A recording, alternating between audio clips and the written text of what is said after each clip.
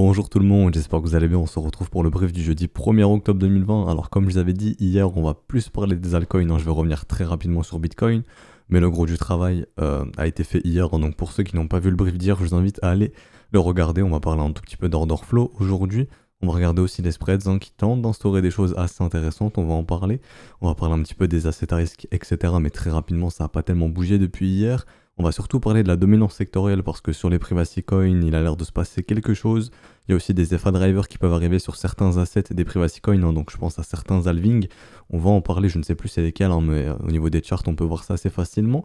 Et du coup, on va parler de Ethereum, hein. Gros point sur Ethereum, on va parler rapidement d'XRP, Litecoin, et on va parler justement des privacy coins, hein, donc tout ce qui touche au privacy sector. Donc on me demande c'est quoi les privacy coins, c'est en gros les coins qui permettent de faire des transactions anonymes, voilà, pour faire le plus simple possible. D'ailleurs, on m'avait dit en commentaire que Litecoin permettait de faire des transactions anonymes, bon même si c'est pas tellement anonyme, il y a quelque chose comme ceci, donc peut-être que LTC peut bénéficier justement de ce qui se passe sur les privacy coins, hein. On va checker ça ensemble. Alors pour le Bitcoin, rappelez-vous, on est toujours dans la battle zone, on a placé les alertes hier, on peut quitter l'écran de Bitcoin, on s'en fout un petit peu tant que ça résout pas. On s'en fout un petit peu, il se passera pas grand chose. Par contre, si on a résolution, là ça deviendra intéressant. On aura le retour de volat. D'ailleurs, je vais essayer de réafficher un petit peu la volatilité. Hop, c'est cette chart ici et je vais attendre que ça charge un petit peu. Donc voilà, on va checker ça ensemble. Hop, donc voilà, la volatilité pour l'instant est éteinte, hein, donc on attendra un retour de volatilité. Ce sera assez intéressant de voir si justement la volat revient. D'ailleurs, TradingView a décalé toutes mes charts, bon c'est pas grave, je ferai ça en off. Mais ça sera intéressant, comme je disais, de voir si la volatilité revient justement sur BTC et si on aura une volatilité haussière ou baissière. Pour l'instant, la volatilité est éteinte, donc faut pas s'attendre à un mouvement. Bon, le Bitcoin peut prendre 1000$ ou en perdre 1000 dans une heure, hein, ça y a pas de souci, mais ce que je veux dire, c'est que pour l'instant, cette volatilité est éteinte. Donc voilà, pour l'instant, pas grand chose à se mettre sur la dent. Sous la dent, c'est pour ça que je vais pas aller plus longtemps sur BTC, hein. On va checker un petit peu le mouvement d'hier, c'est surtout au niveau de l'order flow, c'est intéressant. On parlait un petit peu de ça justement, il y avait un petit peu de short qui se déclenchait, on le voyait un petit peu ici, vous voyez ce mouvement baissier, l'open value qui explose avec un funding négatif, donc on peut totalement en déduire que c'était du short. Le marché se fait un plaisir d'aller chercher justement ces vendeurs, hein. 5 millions de liquidations, ici on les voit aussi, ici les liquidations si jamais, donc beaucoup de liquidations, enfin beaucoup, ça reste assez peu, mais bon voilà, ceux qui ont shorté ici ont probablement été sortis et on dirait que le marché veut toujours essayer d'aller chercher ces shorters, pardon, je vais y arriver, justement. Donc d'ailleurs, en cas de résolution de cette battle zone, comme on l'a dit hier, on pourra surveiller justement la zone de rechargement de short, donc cette zone ici, hein. Je vais l'identifier comme ça, hop. Bon, c'est déjà identifié en 4 heures, mais bon, je vais supprimer, mais c'est pour vous montrer ici. Ce sera l'ultime zone, je pense, l'ultime fenêtre pour les vendeurs pour essayer de maintenir ce top. Si cette zone de rechargement de short cède, ben, l'objectif des bulls il est simple, hein, ce sera d'aller péter le sommet ici à 12 600$, hein, et d'aller chercher plus haut. On avait identifié les niveaux ici, c'est simplement des extensions, hein, donc une extension de 168-200% qui pourrait nous ramener entre les 15 400 et les 14 300$. Ce qu'on peut voir actuellement, et je dis pas qu'on va y aller, hein. Voilà, je préfère préciser ça, mais ce qu'on voit actuellement, c'est des bears qui s'endorment. Des bears sur le volume, on a un volume vendeur décroissant ici, les vendeurs commencent à s'endormir, je vais vous cacher les schémas. Et surtout, on peut voir, je vais cacher aussi l'OBV, il n'y a pas grande utilité pour le moment. Mais ce qu'on peut voir surtout, c'est que si on se remet à avoir du W sur le volume, et que c'est les acheteurs qui drivent le marché, hein, donc si on voit des candles vertes avec un volume acheteur, on pourra se dire... Ok, les acheteurs se réveillent, hein, tout simplement, donc ce qui montrera que les vendeurs peuvent s'endormir, hein. Et pour l'instant les vendeurs ont l'air justement de s'endormir, on le voit sur la dynamique. Les bulls sont en train de récupérer la dynamique interne. Non, je parle de la dynamique interne, désolé, donc le momentum, hein. Les bulls sont bien en train de récupérer la dynamique interne. Ici, avec ce petit W, en tout cas sur les contrats futurs, on continue d'aller chercher de nouveaux sommets ici sur le momentum pour le moment. Ce qu'on attend des bulls, justement, c'est de résoudre cette battle zone à la hausse. On va checker aussi l'OBV. Si l'OBV nous fait du W, bon, ça sera aussi intéressant pour les bulls, hein. Mais vraiment, actuellement, on a l'information que les bears sont en train d'un petit peu s'endormir justement dans la battle zone, hein. Et les bulls peuvent en profiter pour résoudre justement cette zone de combat à la hausse, hein, et reprendre une dynamique haussière, sachant que le premier arrêt n'a toujours pas cédé, donc rappelez-vous, hein, tant que le premier arrêt ne cède pas, on reste dans un mouvement tendanciel qui est bullish. Donc l'objectif des bulls, c'est d'aller chercher un nouveau sommet. Et là où ça devient très intéressant, c'est sur Ethereum, et on va aller voir ça juste après, ok? Donc voilà, ça on en a parlé, la volatilité pour l'instant c'est off, on attend que ça revienne, donc hop, je peux fermer cette charte, on s'en fout un petit peu maintenant. Au niveau des spreads, ça devient intéressant, on va attendre de voir si du W peut se structurer, si des W sur les spreads se restructurent, on pourra se dire ça y est, la demande regagne bien le marché, en tout cas on retrouve bien des spreads positifs, il y a tout ce qu'il faut entre guillemets hein, pour initier un rallye haussier. Si les spreads veulent accompagner un mouvement haussier, ce sera nickel. Hein. Donc on aimerait bien voir du W se dessiner pour se dire ça y est, le Bitcoin est prêt à repartir. La même chose sur Ethereum, si on voit du W se dessiner comme ça, ce sera très encourageant sur les spreads. Et la même chose sur LTC, si on voit des W, ça sera très très encourageant pour Litecoin. Ok, donc ça c'était pour les spreads. Côté asset à risque, bon ça n'a pas changé depuis hier, un rebond sur le S&P. Sur le S&P, on va checker surtout notre premier arrêt, hein, parce que tant que le premier arrêt ne cède pas de ce mouvement baissier, c'est un dead cat bounce, donc ça je vais pouvoir supprimer, on s'en fiche un petit peu maintenant. Donc comme ceci, on va regarder où se situe le premier arrêt. Donc voilà, pour l'instant on travaille le premier arrêt. Si le premier arrêt cède d'ailleurs de ce mouvement, on pourrait totalement s'attendre à un retour aux zones de rechargement de short. Et là on verra du coup si ici c'était juste un petit mouvement correctif, un petit mouvement de respiration, ou justement si on va être prêt justement à instaurer un second sommet ici hein, pour potentiellement faire cet énorme M qui pourrait poser un sommet sur le S&P pour quelques temps, peut-être quelques semaines, donc ce sera à surveiller hein, la zone de rechargement de short quand on ira visiter cette zone, parce que je le répète, hein, sur le momentum, on a de multiples divergences qui ont pris forme. Les divergences, je le répéterai toujours, ne veulent pas dire que le marché va baisser. Si ça veut dire qu'on a une dynamique interne qui devient inquiétante pour les bulls et des vendeurs justement qui se remontrent sur cette dynamique interne, que ce mouvement ici là, ce mouvement de hausse a perdu énormément de force sur le momentum, que le momentum devient assez faible sur ce mouvement haussier. D'ailleurs j'ai envie de checker, ok, très intéressant, donc si ce W prend forme sur le momentum, on pourra se dire, ah bah ça y est, les bulls en fait reprennent un momentum assez fort et sont en train d'avaler ces divergences ici. Ce serait très très intéressant de voir ça. Et auquel cas on pourrait se dire, bon bah ça y est, on a respiré un petit peu, on est prêt à repartir comme le S&P d'ailleurs aime bien le faire. Et on pourrait peut-être aller revisiter de nouveaux sommets, hein, parce que le premier arrêt est toujours maintenu sur ce mouvement et depuis le bottom hein, de 2007, il me semble, on va checker ça ensemble. Ça veut bien charger.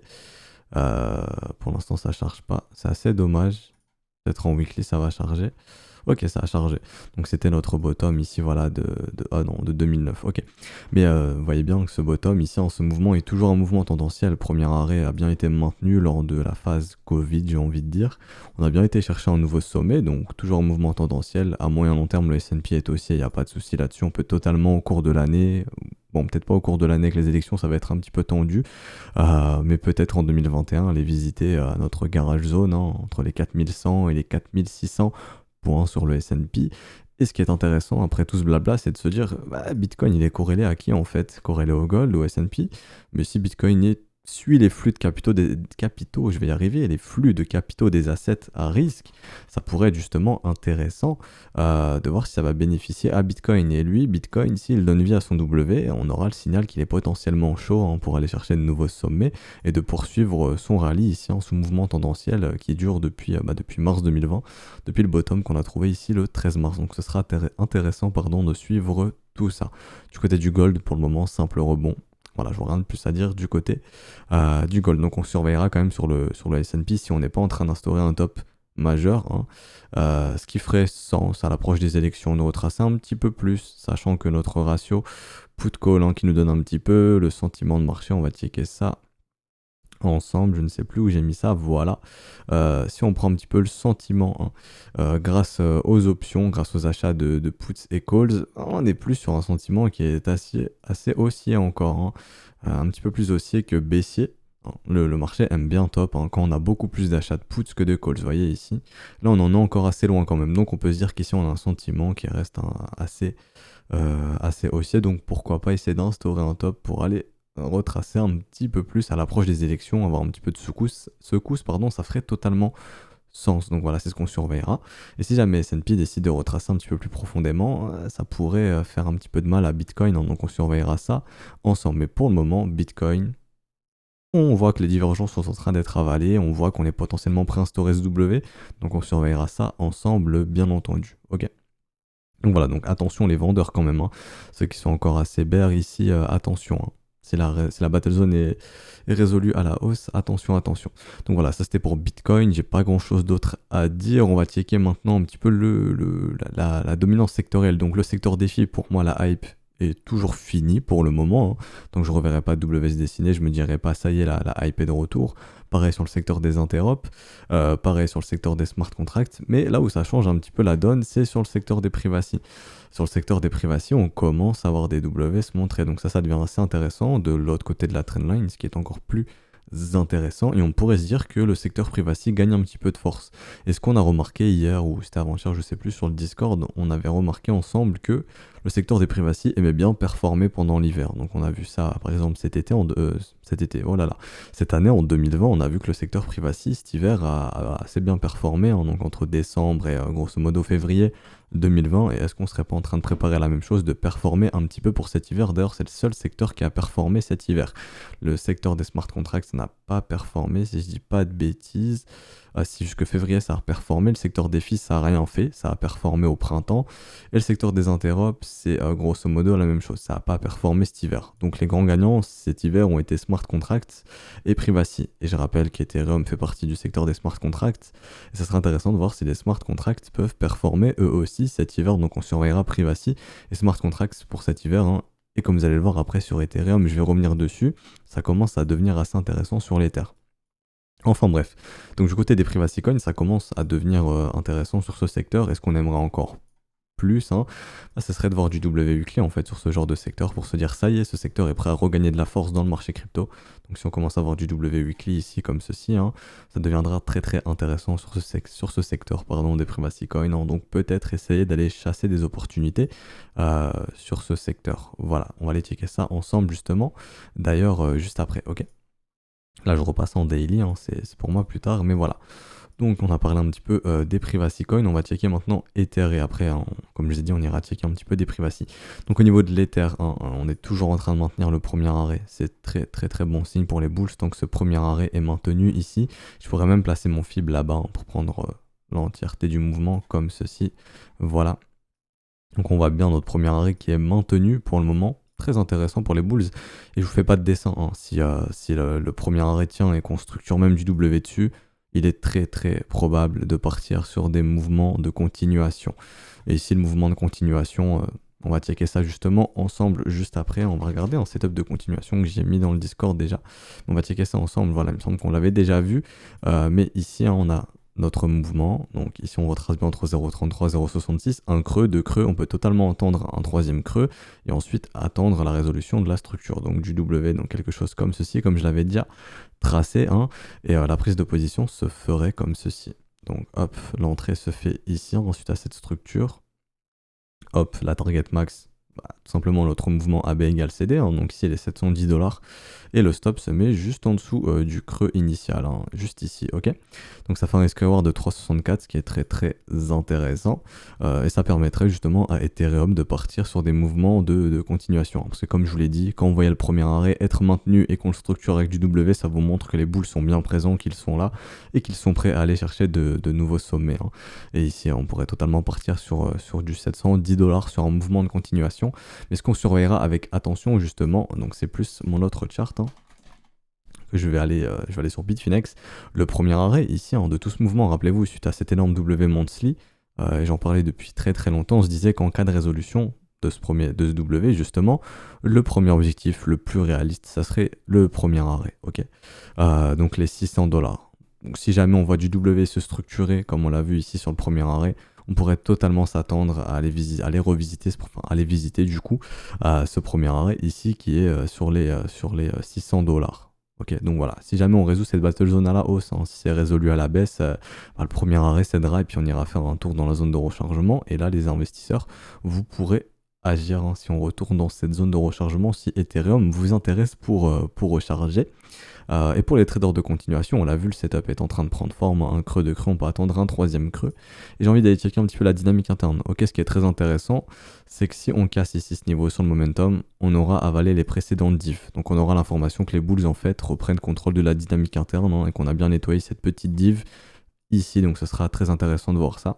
Donc si on voit des bulls qui récupèrent la dynamique interne, qui récupèrent la dynamique, bon bah on s'attendra à un Ethereum qui pourra performer hein, et essayer d'aller visiter de nouveaux sommets et pourquoi pas essayer de venir justement visiter ce premier arrêt sur le niveau des 600 $ qui à mon humble avis reste le premier objectif hein, en tant que ce premier arrêt. Justement le premier arrêt ici ne cède pas. Je pense que ouais, 600 $ c'est le premier objectif à aller visiter. Et pour ce faire, il faut résoudre ce W et ensuite aller péter ce sommet ici. Ok. Donc voilà, ça c'était pour Ethereum et c'est pour ça que je pense, comme je le disais dans un ancien brief, qu'Ethereum semble être un petit peu le leader du marché actuellement. Parce que pour moi, BTC s'est arrêté un petit peu nulle part. J'aurais bien aimé, non, on s'en fout de ce que j'aurais aimé voir. Mais dans la lecture analytique, voir un test du premier arrêt, ça aurait été intéressant sur Bitcoin. Mais on voit que c'est Ethereum pour le moment qui lui maintient bien son premier arrêt. Et si Ethereum fait du W ici, on pourra totalement se dire, bon, bah ça peut propulser aussi Bitcoin pour le coup. Si Ethereum est bien le leader du mouvement pour le moment. Donc voilà, c'est ce qui m'intéresse énormément sur le marché actuellement, de voir comment Ethereum va résoudre ça. Ok. Pour XRP, on maintient toujours la neckline ici, donc c'est assez intéressant. Le premier arrêt est maintenu aussi, on déborde un tout petit peu, mais pour moi, il n'y a pas de cas sur franche ici pour le moment. Tant que le premier arrêt tient, on peut totalement s'attendre à visiter de nouveaux sommets hein, sur XRP et poursuivre ce mouvement. Ok. Si ça cède, rappelez-vous, zone de rechargement. Hein. Et si la zone de rechargement, on ne trouve pas acheteur, on ne trouve pas de bottom ici, on ira probablement revisiter ici les 11 centimes. Si les 11 centimes 7, vous savez, on avait parlé un petit peu des targets plus basses, hein, 6 centimes de dollars. Je sais pas si on va y aller, mais pour le moment, tant que le premier arrêt tient, il n'y a pas tellement à s'inquiéter sur XRP. Litecoin, assez intéressant, petit rebond qui se met en place. Donc pour l'instant, ça ne m'intéresse pas. Hein. Litecoin ne m'intéresse pas. Ce que je veux voir, c'est la structure se dessiner dans la zone de rechargement. Ici, par contre, on a la div, ça c'est très intéressant, on a la divergence sur le momentum.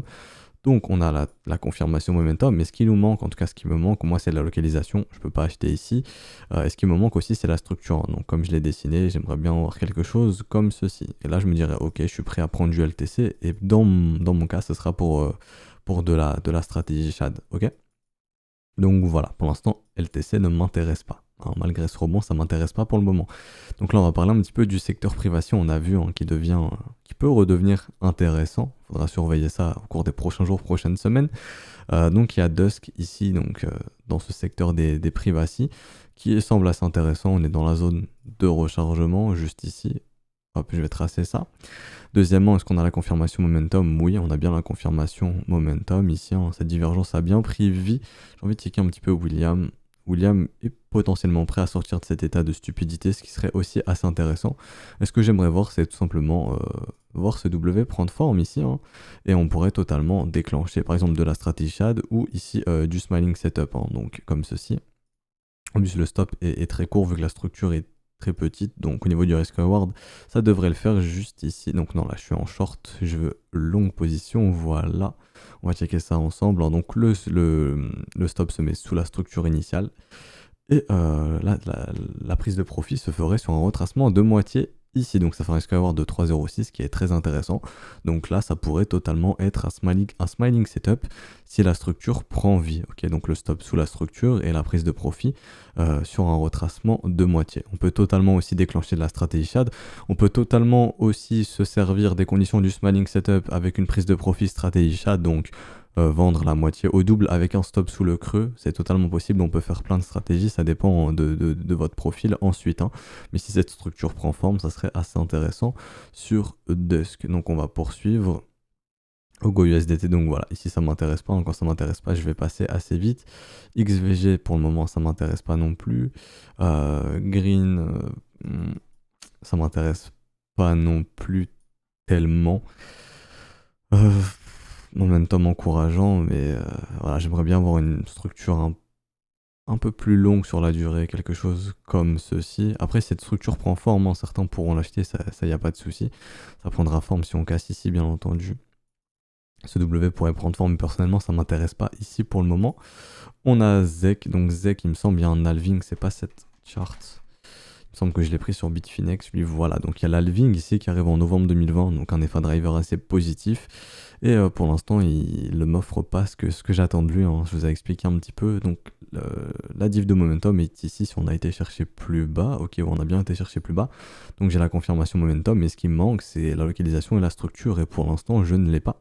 Donc ce que j'aimerais voir sur ZEC, c'est quelque chose comme ceci, hein. Tant qu'on ne m'offre pas ça, ZEC ne m'intéressera pas personnellement. Malgré qu'il y ait son halving, si j'ai pas les conditions qui me rendent à l'aise, je peux pas entrer. BCN, ça m'intéresse pas. Je le vois assez vite, hein. BIM USDT, ok, ça peut m'intéresser. On va checker, on va regarder un petit peu où on est ici. Hop, est-ce qu'on est dans la zone de rechargement? À vue d'œil, je dirais que oui. Donc, ok, nickel, on est bien dans la zone de rechargement. Donc, premièrement, on est dans une localisation assez intéressante. On peut se dire, ok, on peut tenter d'agir là-dedans. Au niveau du momentum, on a une divergence de momentum, on a la confirmation momentum, c'est assez intéressant. Ce qu'on pourrait attendre ici, c'est la structure, hein, et c'est comme ce qu'on a vu sur Dusk, justement, c'est de se dire, ok, 6W prend vie, je peux entrer, donc la neckline, vous pouvez la poser soit ici, ou soit ici, ça dépend de vous. Moi, je vais la poser ici, et on va regarder un petit peu euh, sur un retracement de moitié, donc ne vous inquiétez pas, je vais le matérialiser, hein. Ici je prépare juste le stop, donc ici sur un smiling setup, on va regarder ça ensemble, hop, comme ceci. On va regarder déjà si le risque à avoir est intéressant, on veut minimum 2, rappelez-vous, donc ici on a 3,73, ce qui est très intéressant, bien entendu pour du smiling setup, et on pourrait aussi totalement faire de la stratégie Shad, bien entendu, avec un stop sous le creux. Donc dans ce cas-là, ce ne sera pas de la stratégie Shad, hein, c'est notre stratégie. Vous l'appelez comme vous voulez, mais je le répète, dans la stratégie Shad, il n'y a pas de stop. Mais on peut totalement se servir, comme j'ai dit juste avant, des conditions du smiling setup, mais en faisant une prise de profit à la stratégie Shad. Et d'ailleurs, c'est ce que je fais quand je prends un smiling setup et que j'ai un double avant retracement de moitié, je fais une prise de profit. En fait, une vente de moitié au double. Donc ça fait un petit peu une stratégie Shad, mais avec les conditions du smiling setup. Mais pour ce faire ici, vous voyez, il aurait fallu avoir un ROI minimum de 100%. Ok, on a 48%, donc je peux pas faire de smiling setup avec prise de profit stratégie Shad. Mais on peut totalement le faire, hein. Par exemple ici, faire une prise de vente, faire une vente de moitié au double à l'achat de ce W. Et donc ici, par exemple, à 100%, environ 62 centimes de dollars. Ça dépend encore une fois de votre profil, hein, et si vous êtes prêt à faire de la stratégie Shad ici, ou si vous voulez, comme je l'ai dit, faire de la stratégie Shad entre guillemets, hein, donc une prise de profit Shad mais avec du stop sous le creux, ça peut totalement se faire. On va checker XMR, donc XMR, bon bah nouveau sommet, hein. Donc ça m'intéresse pas. Ici il y a un adage qui dit donne-moi un nouveau sommet, je te donnerai un nouveau buy, mais personnellement ici ça m'intéresse pas du tout d'acheter un truc complètement vertical ici, donc pour nous c'est mort, hein. On n'achète jamais un marché qui est vertical, ça c'est mort, mort. Donc ici c'est horizontal, ok, pas de souci, du W pour les traders de continuation, mais ici c'est mort, hein. Un marché vertical comme ça c'est mort, ça nous intéresse pas. Alors Dash USDT, donc Dash, on avait vu aussi un setup de continuation ici, il me semble. Bon, je peux supprimer ça, on s'en fout un petit peu. Je vais supprimer cette précédente neckline aussi. Donc Dash, est-ce qu'on a là? Est-ce qu'on a là? On a, pardon, la localisation? Non. Est-ce qu'on a la confirmation momentum? Non plus pour le moment. Moi personnellement, j'ai pas de confirmation momentum ici, mais ce qui est intéressant, c'est de voir que la dynamique ici est bien récupérée par les bulls. Donc moi, ce que j'aimerais voir, c'est un dash qui va en zone de rechargement et qui me fait du W tout simplement. Tant que je verrai pas ça, dash ne m'intéressera pas. Je vais essayer de me tracer ça comme ceci, voilà. Donc Dash pour l'instant ne m'intéresse pas. On va checker aussi Zen USDT. Ok, Zen, ça devient aussi intéressant. Ici, la confirmation momentum, bon, là on a bien un momentum ici qui est divergent, hein, qui poursuit du W derrière, bien entendu, assez intéressant, donc une dynamique interne assez intéressante. Et ce qu'on pourrait attendre tout simplement, c'est de voir le W prendre forme. Donc si ces structures prennent forme sur le secteur des privacy, bah, ça serait tout simplement intéressant, parce qu'on le voit actuellement, les capitaux rentrent dans ce secteur des privacy coins, donc ça pourrait être assez intéressant. Je trace la zone de rechargement, mais vous l'avez vu ici, hein, hop, on est bien dans la zone de rechargement. Si la structure prend vie, ça serait nickel. On va regarder sur un retracement de moitié ici pour du smiling setup. On va regarder si le risk reward est bon. À vue d'œil, je dirais que oui, on se rapproche de 2, un tout petit peu supérieur, si je dis pas de bêtises, vraiment minime. Non, 2,65, ok, donc c'est pas mal quand même, hein. Donc 2,62 c'est nickel, donc voilà, ici du spanning setup en 6W prend vie, et je le répète, on peut totalement partir sur de la prise de profit en stratégie Shad si jamais ce truc décide de prendre plus de valeur. On n'en sait rien, mais si jamais ça vient chercher vos doubles, bah c'est assez intéressant pour vous. Et on va finir avec KMD, on va checker aussi KMD. Donc KMD qui m'intéresse pas ici pour le moment. Clairement, ça m'intéresse pas ici. Mais besoin de plus de développement, on peut dire tracer notre reload zone, notre zone de rechargement, voir un petit peu où elle est. Donc je vais prendre ici, hop, comme ceci. Donc on est venu, même pas, on n'est pas venu taguer d'ailleurs le ratio doré, donc ce que j'aimerais voir, vous connaissez un petit peu la chanson, hein. Donc ici d'ailleurs la div est en train de prendre forme, très intéressant, hein. On verra si ça se confirme, je vais checker ça avec vous, juste ici, donc pour l'instant je la mets en pointillé, rappelez-vous, en petit tiré, hein. Quand c'est pas confirmé c'est en petit tiré comme ceci, si ça se confirme je mettrai en très plein, et ce qu'on voudrait voir ensuite c'est la structure tout simplement prendre forme, hein. Et si KMD nous intéresse, on pourra totalement envisager des entrées sur cet asset. Ok, mais là on a vu la liste un petit peu, donc il y a quand même des assets qui peuvent être intéressants, qui tentent de dessiner des petits W.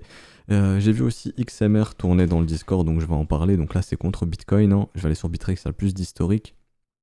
Mais XMR ou c'est sur Binance, je sais plus. Ici ce serait dommage d'avoir eu un bust de notre creux. Ok, donc non, ici vous le voyez, hein, vous le voyez bien ce W monthly ici qui est en train de prendre forme, très intéressant. On adore voir ces W tout simplement sur ce genre d'asset. Et on en avait parlé, il me semble, dans un brief il y a très longtemps, il me semble que je parlais de Monero, hein. Pour moi, Monero est un peu le boss du secteur Privacy Coin, et on se demandait justement si Monero n'allait pas un petit peu signer la fête, n'allait pas lancer la fête sur ce secteur des privacy, hein. Vous voyez un petit peu lorsque ces W prennent forme, surtout en monthly, c'est très très intéressant, W ici, W ici. Et là on est un petit peu en train de faire ce petit W, ça serait très intéressant de voir s'il se confirme, et XMR pourrait ouvrir justement la fête sur le secteur des privacy, donc on surveillera ça ensemble. D'ailleurs ce W est bien confirmé, donc ouais, donc là XMR qui est très très très très intéressant. Ça pourrait en intéresser certains pour la stratégie SHAD, mais moi l'information que j'ai, en tout cas l'information que me donne ici XMR, c'est ok, le secteur des privacy redevient assez intéressant. C'est l'information que j'ai, donc je serais pas étonné de voir justement le secteur des privacy performer pour les prochains mois. Donc peut-être que le secteur des privacy sera le grand gagnant des prochaines semaines, prochains mois, ou peut-être cet hiver, hein, avec peut-être le secteur des smart contracts. On attendra plus de développement, hein, de voir du petit W se dessiner. On pourra se dire ça y est, le secteur des smart contracts devient intéressant, et on verra ça aussi avec Ethereum qui est le boss. Donc XMR est le boss du secteur privacy pour moi. Ethereum est le boss du secteur smart contracts, et ça sera intéressant de voir si Ethereum arrive à structurer du W sur son premier arrêt pour nous indiquer je suis prêt à partir sur des mouvements de continuation, je suis potentiellement prêt à revenir visiter les $600, et de voir si on a un XMR qui lui va bien nous donner l'information de nous dire ça y est, je suis prêt à performer et je suis prêt à emmener le secteur des privacy avec moi. Donc cet hiver on surveillera secteur des privacy, je me répète, hein, et secteur des smart contracts qui pourraient être les deux grands gagnants pendant que le secteur des interops et le secteur des filles continuent un petit peu de dégonfler comme ceci, hein. Ok, donc voilà, on surveillera tout ça ensemble. Je pense que c'est un brief assez complet. Voilà, j'essaie de tenir entre 25 et 30 minutes, donc c'est nickel. Si ce brief vous a plu, n'hésitez pas à laisser un petit pouce bleu, à vous abonner, à nous rejoindre sur Discord, hein, donc je le répète, le lien est en description et dans les commentaires. Vraiment, rejoignez-nous. Je vous souhaite une excellente journée, on se retrouvera donc demain. Donc demain on parlera d'autres altcoins, hein, donc n'hésitez pas justement en commentaire ou sur Discord, peu importe, à me donner des idées d'altcoins, allez checker, on ira checker tout ça justement ensemble. Donc je vous souhaite une excellente journée, allez ciao tout le monde.